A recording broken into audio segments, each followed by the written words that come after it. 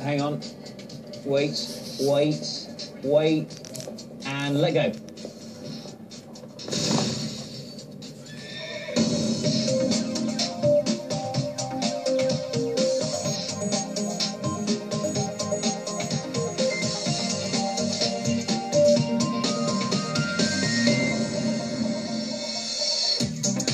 This week, Click takes a ride on the bizarre bike that does stand up by itself and saves a bit of energy along the way. We'll take a bite out of the new upgraded Raspberry Pi. Apple, Google and Microsoft all square up, well, rectangle up anyway. We'll review the latest tablets of all shapes and sizes. All that plus the latest tech news and how to find a hired hand at short notice in Webscape. Welcome to Click. I'm Spencer Kelly. Can you remember the first time that you ever saw a Segway scooter? A two-wheeled scooter which, against all odds, stands up by itself. Well, first up this week, we thought we'd show you a brand new vehicle which does something very similar but which works in a completely different way. This is more than a little odd. Simi Das has been to California to investigate.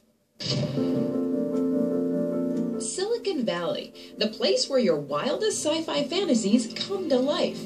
Self-driving cars, robots that fetch beers. And now, a futuristic set of wheels that looks like it was driven straight out of a scene from Tron. This is the C1. Created by Lit Motors, this working prototype is full of kinks, yet it's an undeniable head-turner. So is it a motorcycle or a car? Refusing to pigeonhole his brainchild, founder Daniel Kim says both. It takes the romance and the efficiency of a motorcycle with the safety and the comfort of a car. The motivation? To trim the fat in our transportation systems. In the United States, 70% of most people drive alone. It just makes a lot of sense to cut the car in half. So Lit Motors did that, then loaded it with tech. Fully enclosed, self-balancing electric motorcycle that gets 220 miles per charge, 0 to 60 in 6 seconds. It's the future of transportation. Most of that makes sense. Fully enclosed, okay, so no helmet needed. Electric, got that, no petrol needed. But what was that bit about self-balancing? You would need a baby elephant to knock over our vehicle. I know what you're thinking. A motorcycle that can't be tipped? How is that possible? The C1 uses the very same technology that's used in the International Space Station and the Hubble Space Telescope, gyroscopes. With 2 gyros, one for redundancy, the C1 puts out over 1,700 Newton meters of torque. So it can withstand much more than feeble reporters who skip gym workouts. So we hooked it up to an SUV and basically tested to see if it would fall over and simulating a collision, and it didn't. Drivers will need a motorcycle license. Since it's intended to always be stable, though, there shouldn't be any learning curve for the C1. And so-called landing gear keeps the vehicle upright when parked. Still, observers say consumers may not be entirely convinced by Kim's groundbreaking tech. Because this thing balances for you. And unlike a motorcycle, if you begin to doubt it, you can't put your foot on the ground. You have to trust that it's not going to fall over, even worse, fall over in traffic. So there's a great degree of faith that he is asking the purchasers to have in a different kind of vehicle. Lit Motors also treads into very familiar tech territory. Step into the C1 and it will detect your phone. This is a non-working concept, but imagine a touchscreen embedded in the steering wheel for access to navigation apps or streaming music. Torque may require trust, but apps, those customers know and love.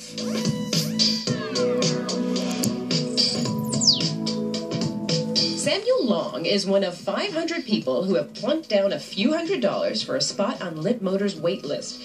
Here's his first impression of the C1. Wow, that's cool.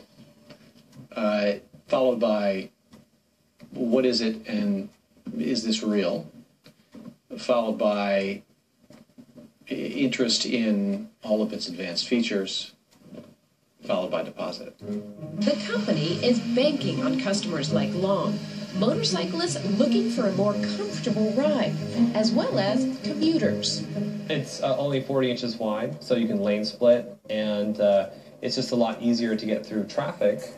And the company is eyeing countries where two-wheelers rule the road, places like India and China. Countries that have enormous growth engines, incredible technology-forward populations, and a class of people in their 20s and early 30s who are coming into affluence and thinking differently. So that could be really gold for Lyft.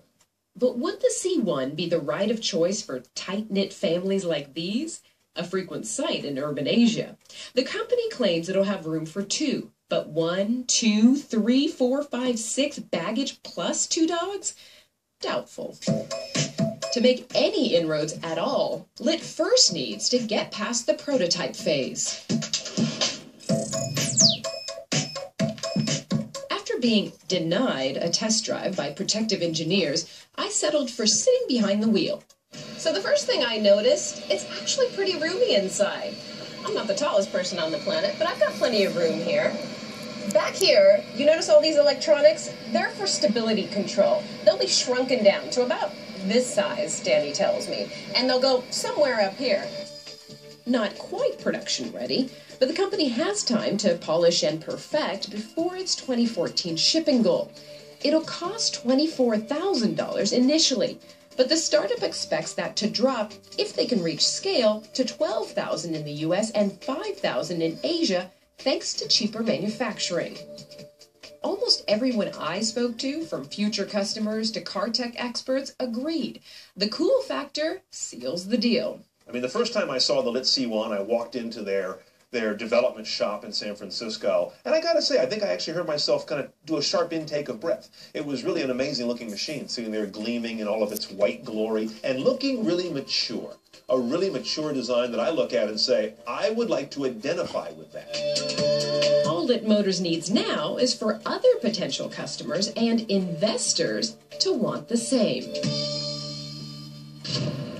Sumidas in Silicon Valley with possibly the most stable thing on two wheels I've ever seen. What a bizarre machine. Okay, next up, a look at this week's big tech news stories.